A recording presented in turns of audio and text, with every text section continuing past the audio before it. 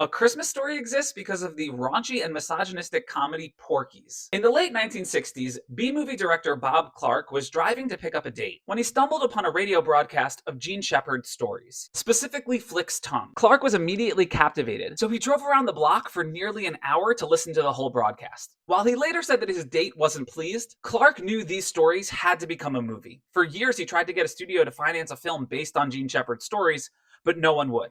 So he held on to the idea while he continued to direct other low-budget features. And in 1981, Clark wrote and directed Porky's, a notoriously sexist teen comedy that featured a 25-year-old Kim Cattrall. Porky's ended up being a hit at the box office and gave Clark some leverage in Hollywood. 20th Century Fox wanted a sequel, and Clark agreed if they'd let him do A Christmas Story first. So he set up the holiday movie at MGM, filming in Cleveland even though the movie takes place in Indiana. And despite his affinity for Gene Shepard's stories, Clark and Shepard did not get along, with Clark allegedly banning Shepard from set after the latter tried to coach the actors. The movie ended up doing okay at the box office in 1983, but its popularity grew over time after it received frequent airings on cable TV during the holiday season. And then in 1997, TNT decided to run a 24-hour marathon of A Christmas Story, airing it over and over from Christmas Eve into Christmas. This turned it into a cult classic, kicking off a tradition that exists to this day on TBS. In 2008, 54.4 million viewers caught at least some of the Christmas Story marathon. And it was all because of a fateful radio broadcast and a raunchy comedy.